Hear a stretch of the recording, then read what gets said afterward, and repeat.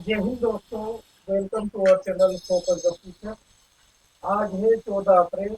बाबा भीमराव अंबेडकर की जयंती है और इस जयंती को लेकर भारत में अलग अलग बातें चलती है कि कुछ अम्बेडकरवादी हैं जो बाबा साहब अम्बेडकर को मानने वाले लोग हैं। कुछ ऐसे भी लोग हैं जो पहले बाबा भीमराव अम्बेडकर को नहीं मानते थे लेकिन अपने राजनीतिक फायदे के लिए अब उनको मानने का दिखावा भी करते हैं। इसी मुद्दे को लेकर इसी मुद्दे की चर्चाओं को लेकर हम विस्तार में बातचीत करेंगे। हमारे साथ है डॉक्टर शामुद्दीन खान साहब, जो भारत के वरिष्ठ पत्रकार भी हैं और एसडीपीआई राजस्थान के स्टेट वाइस प्रेसिडेंट भी हैं।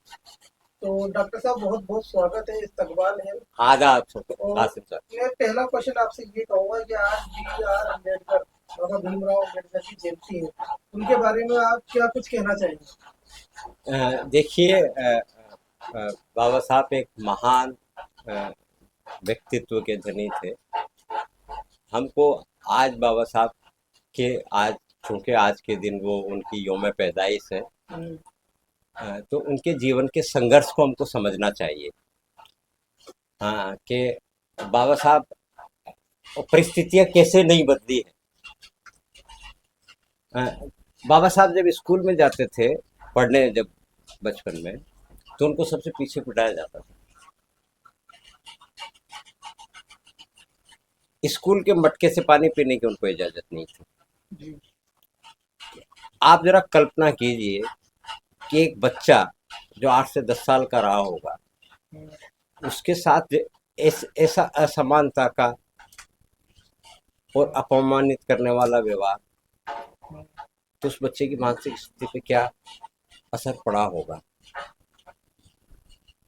और आपने 2-3 साल पहले देखा होगा कि राजस्थान में जालोर डिस्ट्रिक्ट में ऐसे ही एक मटके में दलित बच्चे के पानी पीने के मामले में टीचर्स ने उसको इतना मारा कि वो बच्चा मर गया। इसका मतलब परिस्थितियां जो है, जबकि बाबा साहब की पैदाइश है 1891 की, हम्म। तो देश को आज़ाद हुए इतने साल हो गए, उसके बाद भी जो है वो हम्म। स्थितियां बदली नहीं। अब बाबा साहब के व्यक्तित्व की महानता को आप समझिए कि इतने अपमानित माहौल में पैदा हुआ व्यक्ति, उनके पास 35 तो डिग्रियां थी, 3 सब्जेक्टों में उन्होंने पीएचडी कर रखी थी, जी। 9 भाषाएं बाबा साहब को आती थी, हम्म। और जिस संविधान सभा के कॉन्स्टिट्यूशन ड्राफ्ट कमेटी के चेयरमैन बाबा साहब थे, एक तरफ बाबा साहब की योग्यता और एक तरफ पूरी कॉन्स्टिट्यूंट असेंबली के लोगों की योग्यता, अगर उसको जोड़ा जाए, उन सबकी योग्यताओं से अकेले बाबा साहब की योग्यता भारी थी।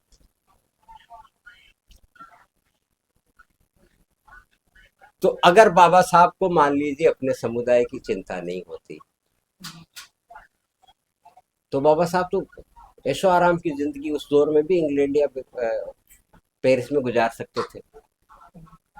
अब तो मैं ये संघर्ष बाबा साहब ने किसके लिए किया? जी, अपने समाज के अपने लिए। समाज के तो आज की तारीख में जो लोग सामाजिक कार्यकर्ता जो समाज के उत्थान की बात करते हैं, उनको आज बाबा साहब के जीवन से जो है वो सबक लेना चाहिए कि केवल नारेबाजी से समाज में सुधार नहीं आता, भड़काऊ भाषणों से समाज में सुधार नहीं आता।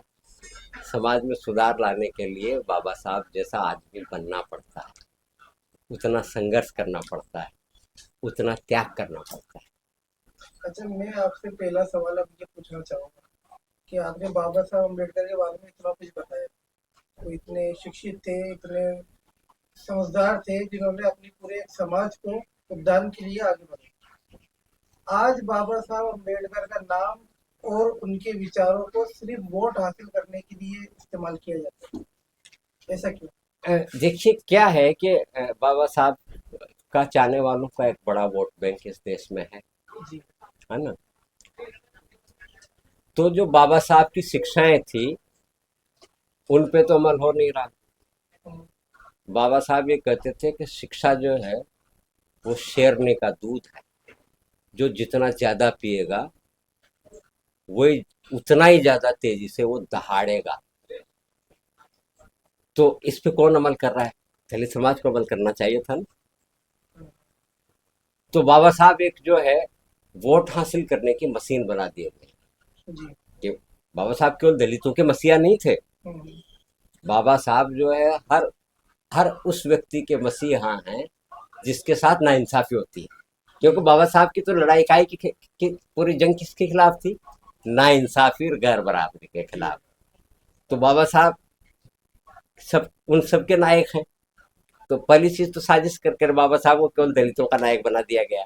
हम्म, तो बाबा साहब के साथ ये धोखा हुआ।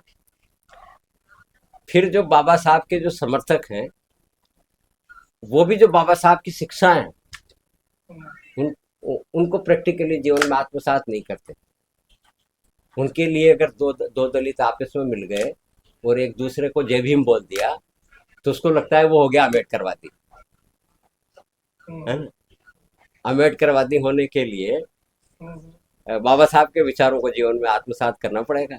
अच्छा, मैं ये इसी पे एक सवाल पे आपको बात पूछना चाहूंगा कि क्या अम्बेडकर वादियों ने भी अब बाबा साहब अम्बेडकर के विचारों को छोड़ दिया है, क्योंकि वो भी अब सिर्फ राजनीति के तौर पर इनको इस्तेमाल करने लग गए हैं। देखिए बाबा साहब जो है अ, मनुवादी व्यवस्था के सबसे ज्यादा खिलाफ मुखर विरोधी थे। उनका विरोधी थे। अब आज दलित समाज के बड़े बड़े नेता पदों के लालच में कहाँ खड़े हैं, किस पार्टी में? हम्म, जो वो- मनुवादी सोच के आधार पे सत्ता चला रही है हाँ, वहीं खड़े हैं ना। बिल्कुल इसका मतलब उन्होंने बाबा साहब के विचारों को छोड़ दिया, छोड़ दिए। है ना।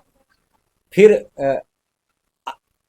आपने देखा होगा बाबा साहब तो कहते थे शिक्षित बनो, हम्म, संघर्ष करो, संगठित रहो। ये बाबा साहब कहा करते थे।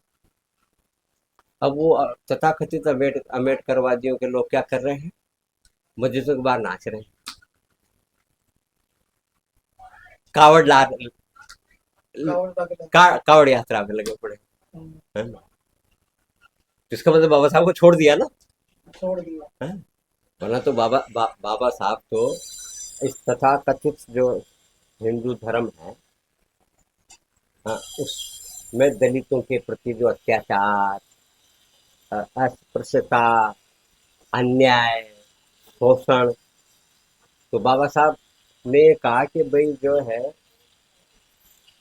हिंदू धर्म में पैदा होना मेरे अधिकार में नहीं था, इसलिए मैं पैदा हो गया। लेकिन हिंदू धर्म में मरूंगा नहीं, ये मेरे अधिकार में है। तो बाबा साहब आखिरी में बौद्ध हो गए। हम्म, तो अब अम्बेडकरवादी कितने बौद्ध हैं? हम्म, पंडित जी टीका लगाते होंगे आधा इंच का, हम्म, अम्बेडकरवादी लगा रहा है 1.5 इंच का।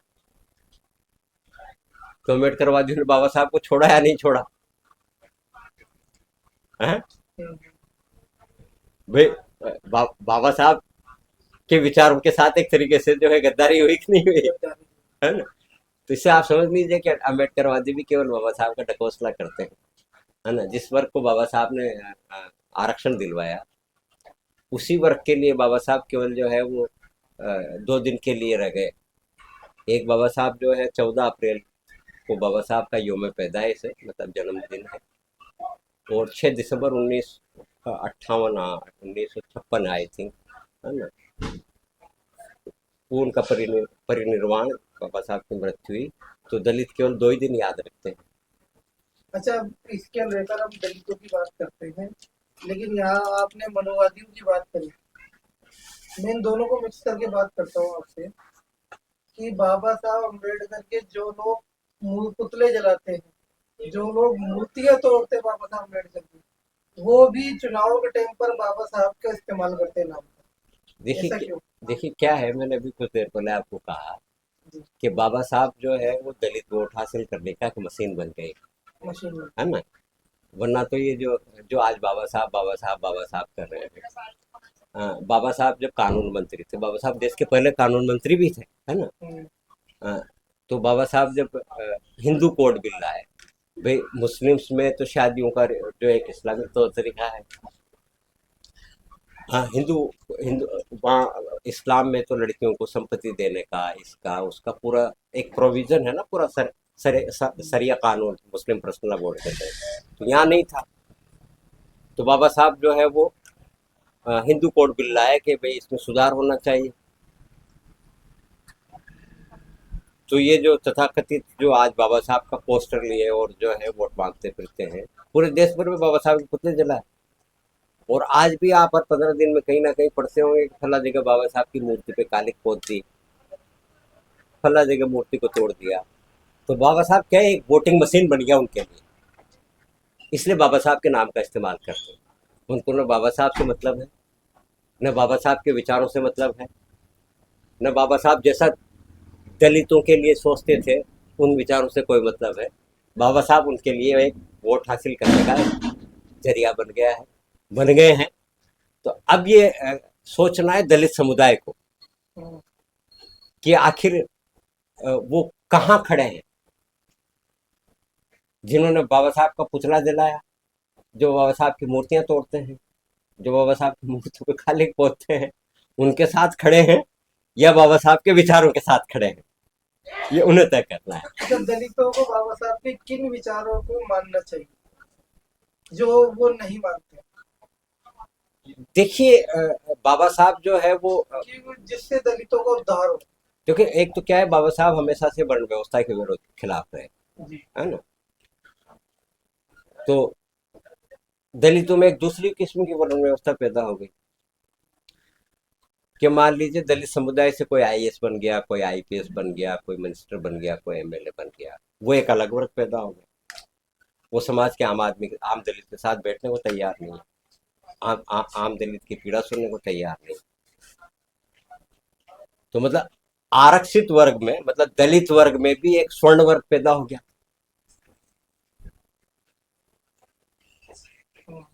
तो जब तक जो भी आरक्षण का लाभ उठा के और जो लोग आज बड़े बड़े पदों पे बैठे हुए हैं वो ईमानदारी से अपने दलित समुदाय के उत्थान के लिए कार्य नहीं करेंगे, खासतौर से शिक्षा में, तब तक जो है वो परिवर्तन आने वाला नहीं।